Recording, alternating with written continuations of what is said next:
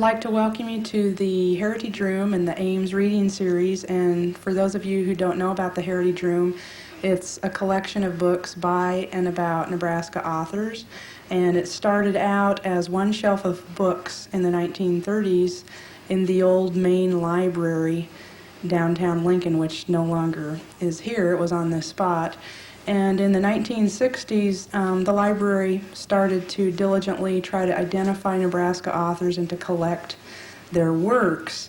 And in 1978, when the library was expanded and the third and fourth floors were added, the Heritage Room moved up here, and we now have over 7,000 volumes by and about Nebraska authors. And in 1981, our funding was cut. We no longer receive any funding from the city. We're supported by an endowment, which was established by fundraising efforts of the Nebraska Literary Heritage Association. And they're the ones who support this room and its outreach efforts, which the Ames reading series is one of those efforts. And so if you'd like to help with that, I've left little flyers on your seats, and you too can become a member of the Nebraska Literary Heritage Association. And I'd encourage you to do that. Tonight, our last Ames reader of our 1993-94 series is Susan Strayer-Deal. And she is a Nebraska poet, essayist, and fiction writer. She was born in Lincoln, Nebraska. She grew up near Gothenburg.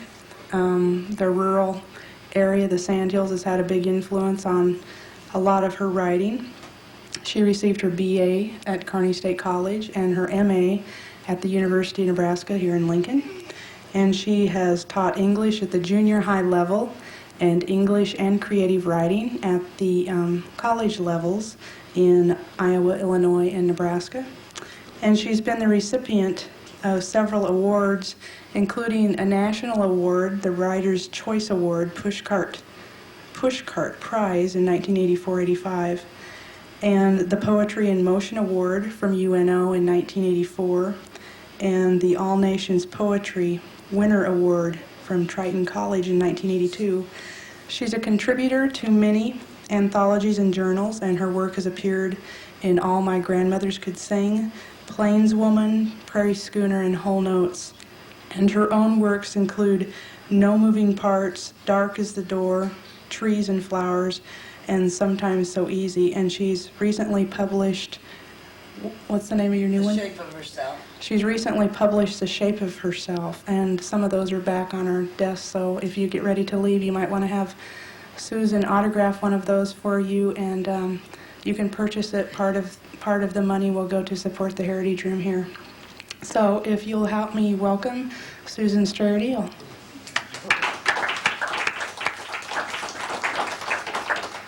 Thank you. I thought I would bring The Shape of Herself and read from that first. This is a fairly new book. It's published out of New York City by The Poetry, which is a small publishing company. It's a thematic collection, which means I wrote it together. The poems go together.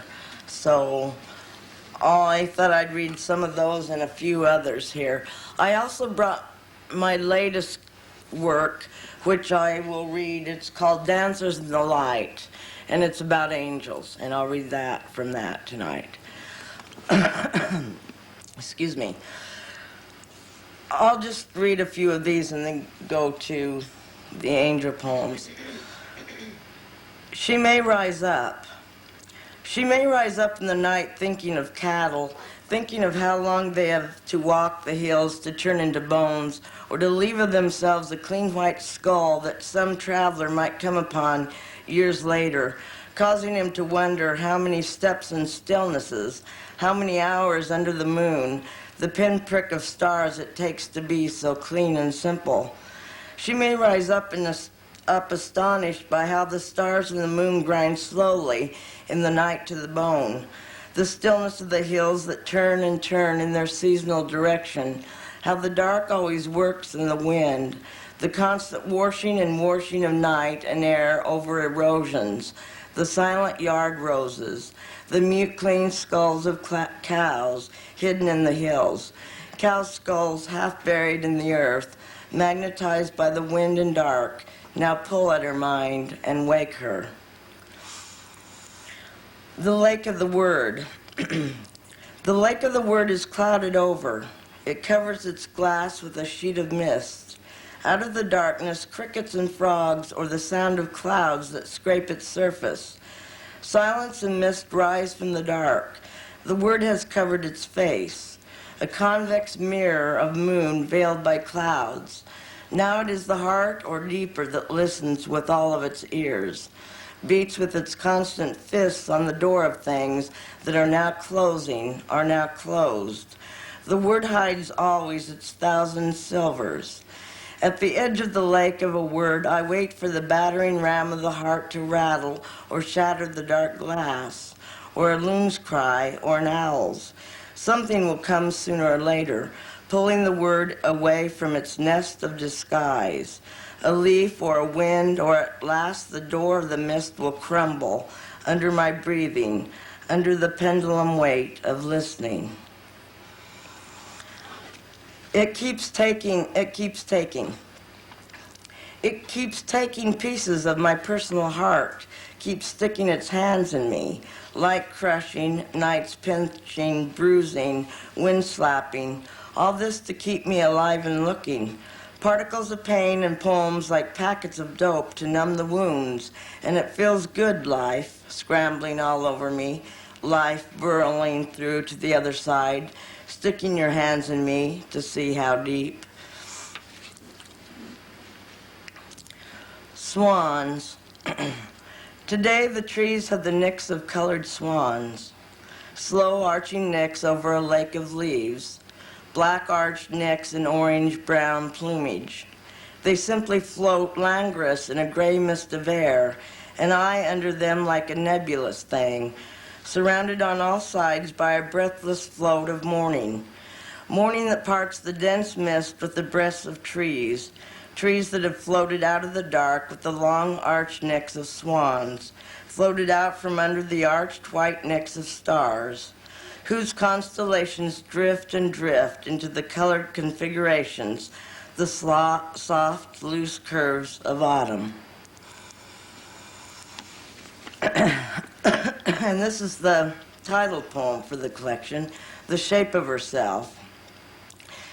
It is the shape of herself she is after, finding her own form traced in something else, the bend of an arm reaching or giving, the way a hand can fold or flatten like an intricate fan, how animal eyes deepen like tunnels in the backs of their brains, or the elastic shape of a garden snake swimming in grass. It is the pattern of herself she is after, the way things stiffen to protect themselves or harden in anger, or break loosely in laughter, or soften in repose. She wants to know the motions and inactions of growing, the threading of roses, the branching of vines, the flexing stalks of the wheat. It is the mind she is after, at the back of her mind, where her thoughts are giving and taking, flattening and branching, touching and retracting, in a world touching and retracting, in a world folding and swimming. She is needing to learn to touch and retract to a rhythm the other things know. Muse. Motioning to me in the dark, I rise and find your arms around me, deep and darker part of me, pulled up by the magnet moon. Here under the skin where the poems come from, the gothic snarl of veins pump up the true strange mystery. Something that is neither evil, neither good encircles my life. All night long, words, words, words whisper that they are poems, that they are lovers. Try at the roots of voices. Try at the roots of voices or the wrinkled edges of wind for the spelling of melancholy, its name over the whole earth, in the languages of women, in the eyes of children and men. Spell at once its great lettered name, long with consonants and vowels, its great lettered name thickening, tingling the tongue. Spell at once, hold it still and stopped, tracing its face, the dark burning of its eyes, the pendulant lips, Name it neighbor, name it Eve, or she who comes to the south bay window, touching the darkening window, as if fingering a latch which will open more deeply to sorrow, hand on the glass, one more name of melancholy. That's kind of a sad poem. These letters I hold in my mouth swell into English, swell into French, swell into Spanish. What language is this world written in? What long, soft sounds can hold one tree or one river of it? What rhymes will find the chords it sings in? What language does it listen to, like a siren song, like a lullaby? Song of the wind beating its brains out on cold Atlantic rocks, or cradling flocks of church-poor pigeons. My mouth carves the letters of its name, chews on syllables, chews on verbs and nouns, eats vocabulary like meat, just for the taste of its language, language of rain, language of life and death, how in the silence to pronounce you, how to call you by name. So huge and musical, so dark and throaty, luminous, words that swell in my mouth, mute and huge, to utter you. This pen scratches in practice for the shape of you, your beautiful, ornate lines. Stars. Here you have to hunt them out to find them. Oh, this is about western Nebraska. This is about the city, excuse me. Here you have to hunt them out to find them, between cracks, between the upward flowing chasms of brick and cement, searching between trees and houses, between street lights, standing in an open lot and looking up to find them, being hungry so empty without them, a few caught between the cracks, a few found glittery and watery in the boiling black water of the Mississippi, one or two to look at, one or two to linger over with your eyes, not the thousands like a spray that meets you, melts you on the plains, but these pale stars, these faint stars, pushed deep and away, here where the huge blooms of the street lamps dwarf them, you forage and hunt, prying apart buildings, prying apart trees. Long melodic lines. Long melodic lines rehearse themselves in rain, in the wind coming and going in the lung sacs of trees, measuring for the depth and deepness, for the storing of poetry, for the breadth of lines laid lengthwise, head to soul, for the width of words laid palm to palm, which she must carry without disclosing the weight of two things rhyming, without bending under the burden of the heft of metaphor, exploring every pore for the slow leaks of meaning and every cell for symmetry. Long melodic lines that lay their heads in her to see if she will float or stand, sustaining 100 tongues inside her tongue. They stand against her pushing to see if she can bear the stress, or they circle like thick ropes bound around her hands. Long melodic lines rehearse themselves, press lips to lips, kissing and seducing. She believes their warm hands pulling the leaves apart to show her squares and circles of diamond brilliant sky, believes their whispers, crystal pinging of stars on water, believes the flesh tingling rapture of soft wind against her arms. And when they say they'll take her to such perfect places, she takes the pen, so key-shaped, slenderly fitting into the locks of doors that open soundlessly and deeper into the sacred realm of ink and paper. Under word by word and stair by stair, she goes down long melodic lines, descending. I think I'll go to the angel poems now. This is sort of about writing, as you can tell.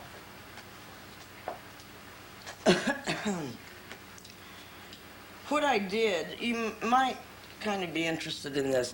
What I did is I made books. I make books. And I wrote these poems originally, and then I put them in these books here. And Oops.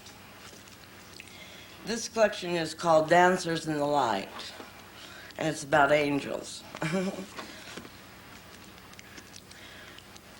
Coins and smoke in the dripping world, and incense curls around the house. We are in suspense in the dark glowing. Hard light and trumpets form a high angle. I watch the rain and 6 dripping words. I made a mistake. I copied this one upside down.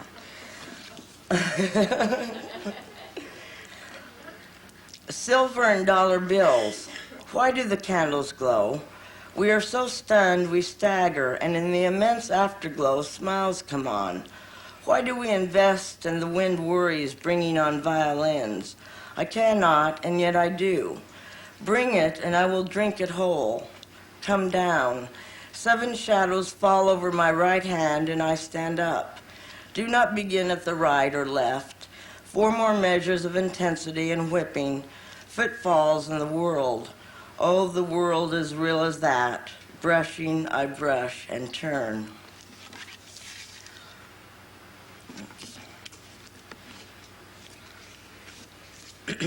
I do not feel after a great fashion that the holy world resists.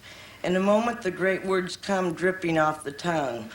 Shall we study the blue? In 14 stanzas and quickly and golden.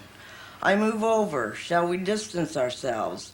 There are more or less music coming up in pronunciation. In a mirror I examine light in the left eye and the quickening, beat and pulse and water. No, the holy world does not resist. In the incredible dark, the great suspended, and yes, we are wondering how shall we correspond in the troubled great. Discovering and discovery in a million bubbles. Musical color. Shall we descend in plenty of time? Look. Gold we mix our palette with ash. How hard the great beginning or how soft.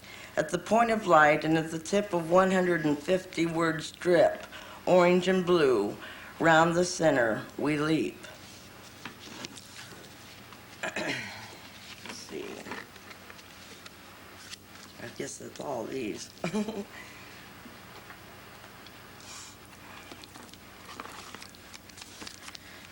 Angels in the light, how symphonic in the leaves. We are leaving in the light into 6 poems, all autumn and autumnal. Leaves spin. If we are knowledgeable, it reveals in the flip of the hand and 1 kiss in the wind. What we know is gold. Wood, oh wood, the strength of you against the gold water, along the edges singing, and behold a note, and messages quiet and deep sleep, slumbering in darkness, and awakening and quiet. The reflection of the wood is deep, and deep, and deep again, and along the hand 100 words. This poem that from the window glistens has come into the room. We dance and kiss and are gold. Oh, angels, shall we sing into the clarinets inside the poem whose black words are tight together, tight and soprano, tight and dancing, lifting in words how they sing along the arms with sunlight. 6 words in 1 phrase trumpeting, movement and love. I kiss the poem into the street. Swept away in distances, I have climbed the hill, turned and come down again, dark along my edges, come down again, dark along my edges. There are calls and there are calls. Stop in the woods, turn and listen. My edges are dark, I cut with a black pen, with a sword deep as night. I have come down again and again and again. Wait, how in 6 phrases silver appears. Do you believe the stiffening of guitar strings rings out over faces turned? Faces turned, we are turned. A bunch of us leave our footsteps in the dark. How are we going to examine? 7 blasting words and we all fall into a trance. Beauty and starlight on paper. Faces turned, deep, Go down deep, deep into paper, deep. The statement of time refers and repeats in 17 different patterns the beginning of 44. If we divide and if we divide flowers and trees, we come to a sum greater than gold. 17 doctoral degrees begin and end, sometimes in disarray. If in our golden 100, or is it 12, somebody collapses at the edges of time, where are the poets? 7 times 7 times 7 wrong levels, and they collide. I think step by step into being. The poor pour their hearts out over bread and are saved.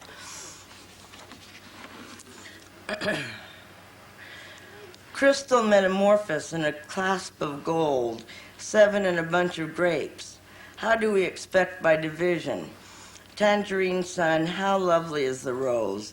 And apart from all this, in a masquerade, in beautiful repose, 19 and a bright heaven, we expect after a fashion, fashioning ourselves after moonglow and brightness.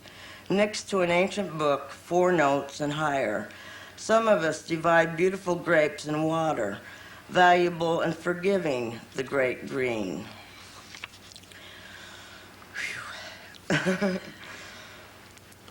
Shop windows in silver, one after another imprints on glass, where truth is after searching, a goal to reach, reaching, and after accepting. Once, twice, and 6 times 3. The twist is in after a good time, laughing. I believe in the music at the bottom of a bottle of water glistens, with 7 drops of poems. Do you think? There are some, and we are rising. What the goal is measuring. Incense, listen, listen, listen, 84 measures in a beat of blue. Up, up, I hand all this to you. Leather and mystery along a curve and dancing, loose in the woods, leaves and light, and sudden as a pen on paper. In the middle of a candle, there's this. Let me not speak my name. 100 robins hit the sky, beauty in the grave. Tombstones, and I kick stones. Will the great denunciation come tripping, bringing wine in a glass? And to us, there is what appears to be, and what darkness is along the inside of leather, and a magic in rubbing. Cup the cup. Yes. That the way is cherished in the dream alongside the platter of apples and pears. Pretend, shall we, that the momentum awake is the moment of awakening. Who shall not walk neck deep in grass, and the gold along each blade opens into velvet? Why is the wine soaking in its sweetness? Sweet, and a great swan bends over water, and the water spins. Pleasure, a good long drink of something, and the way opens its beautiful huge door, and there is, of course, is. My hand on the core, and there is sweet, sweet in the moment, who to each. Temples and the blue sky, we depend on gravitational decisions. Next to the open book is a spoon. Where can decisions be made by afternoon? I watch the sun descend. There is along the line the breath where we will expend ourselves in a couple of afternoon teas and holding this along existence. Prophet and tree limbs, 7 little faces from school appear in a puddle of water. Prophet and lines written and written past 0. In a flash there will be the syllable count of glory. Oh, do not turn your face away. Where is the line length and the dream inside the vowels, and the dream inside the vowels is a sudden. I clutch there in the dirt the song. Never mind. What passion along the sunset, and along the deer standing, and the moon. I clutch exhibitions and descend. Balance and where the cat sleeps. Do we expect the mirror image to appear in a glass of water? Absolutely, we glisten. Why do the woods annoy and teach?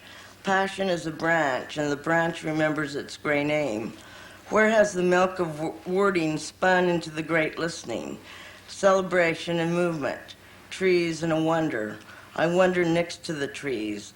I wonder and obey. Silver studs and a lasso, how the drum beats and 7 doors open. And I'll read a few more of those.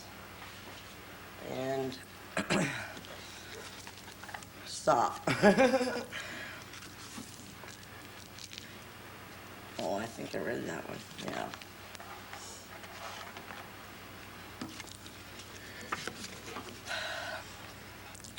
Twilight in the buds a delicious red, red as a stone sleeping. How many beams of light lift and dance along a spiral? Who will whisper to it? One word that turns gorgeous alongside the lifting, and of course I stick it in my pocket. Fiber. I am thinking about the fiber of the world, the intersecting strands that link and how they weave and through the tree's fiber and through the music of leaves in a rush of filling and their fiber. If fiber is, and how I turn to listen to the fiber of your voices on a windy day, and how they weave with wind and punctuate the exact edges of your voice, cutting cloth. The exact edges of your voices this day, soft as the rain that falls full of silver bullets, and the fiber of my face in a puddle listening, and the punctuation soft cutting soft in the elms. In the light, 100 angels are glistening. I have walked 2 blocks and hear their whisper, and I turn the fabric of twigs fallen, cut across in circles. How along the edges purity so hard it cuts along the concourse of these hands. I walk 2 more blocks in the light and music and the smell. I will drop in my house for 2 hours, gold on my shirt and a little bit of lace, and gold in my shirt and a little bit of lace. Tomorrow maybe I will catch again. Today the music in my heart swells against the world. The clock has its hand set in 15 trees. The angels do not watch time, but play with the robin. Along the edges of the earth, the profound light hits. We rock it and we chorus. Why do the stones made of black fiber glisten?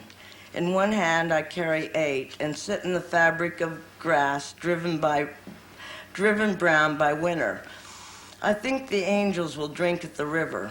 They lift from their perches a blue heron and a ton of geese. We make our intricate and soft arrangements, playing with the glistening stones, music far off and sweet, guitar-like but riveting, and more hit the sky with the noise of wings. Bubbles in the trees and a great branch in the elm twists in the shape of a bassoon. Ah, the moon, how it sits like a dripping cup. Will the great dream come dragging its silk tonight? The fabric tears in soft ridges at the edges of stars. Face it, it is a night sharp in its bass notes and booming in trees covered by music. Angels, will you come with me? I have 15 chores to do before midnight. Midnight, with the hope of silk comes. I sip at the milk of moon. Oh, and one more. Poems by midnight under a black cover. I turn each page with a rhythm only poems know. I am in study, and the candle flickers in iambic pentameter. I hold 17 lines under my hand. Bring in a cup for the overflow. Bring in a cup of wine or milk, and in 1 solid hour, I will close this dark and shimmering book. And that's all of them.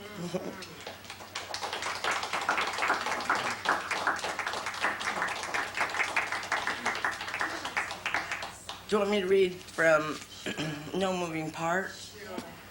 Are there any requests from this book? Sarah? Oh, okay. I don't know if, is it in this one? Oh, okay.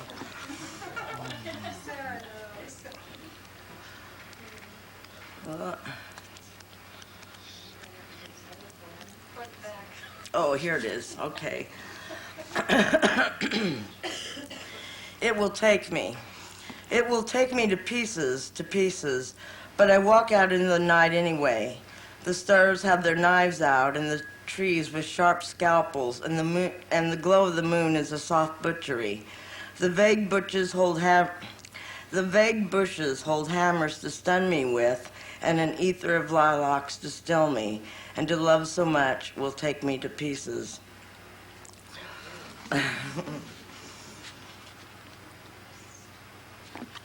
Any others? Any requests out of here?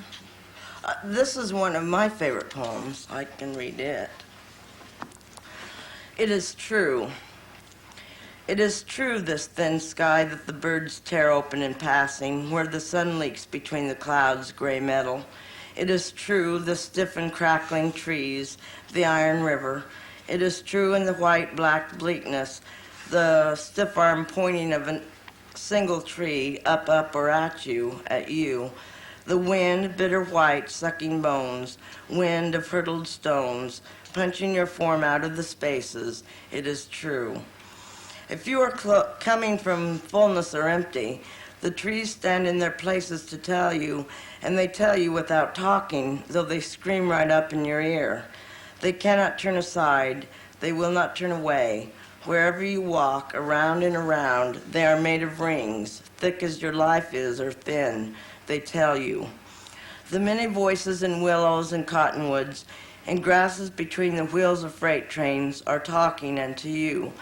They keep talking when they walk one way or walk back.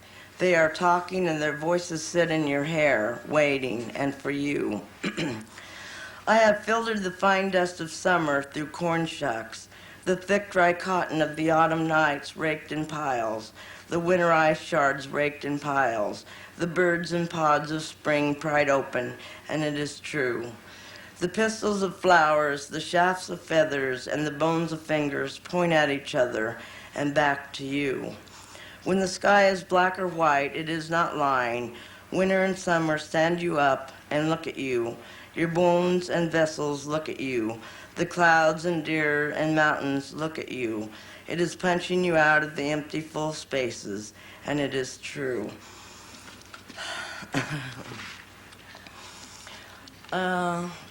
Any questions or anything? Is that enough to read, do you think? Is that long enough? Do you want me to read a few more? If you want to read from your own lyrics, that'd be great. Okay. You need, We've got these if you Oh, okay, I can read from the dark, yeah.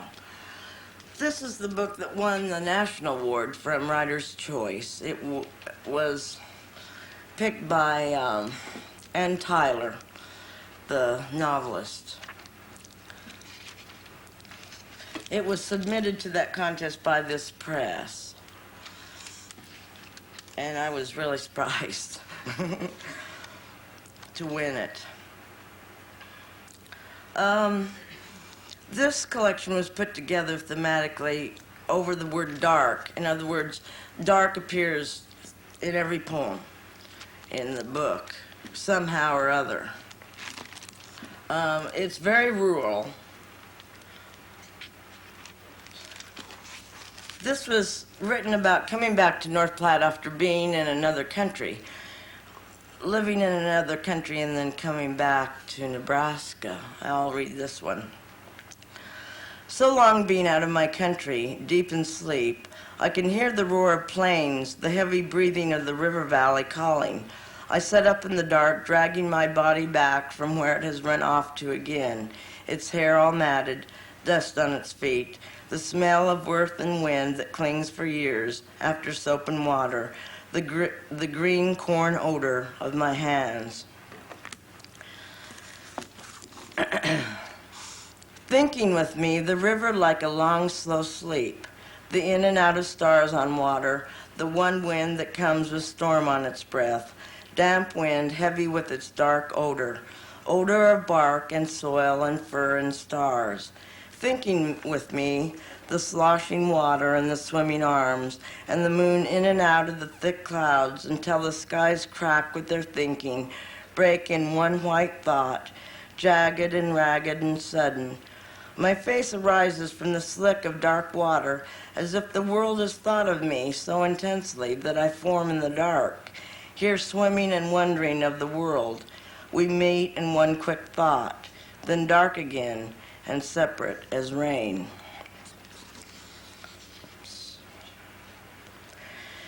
If you do not love me, my bones will hold me up. The lilacs will go on purpling and clustering, sunlight filling the windows with gold in the morning, amber in the afternoon. If you do not love me, my flesh will still take the wetness of the rain.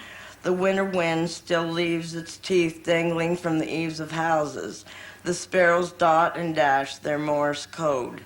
This moon turns bubble and sickle and shard as the earth circles and circles again. What will happen you will not see. The bleaching of the world to a dull, dull muslin, the loss of joy in the berry and orange and the apple, the spark that flashed in the network of nerves and veins will flicker sadder and sadder, burn softer and slower, sadder and softer. My tongue know only the taste of charcoal, of sulfur.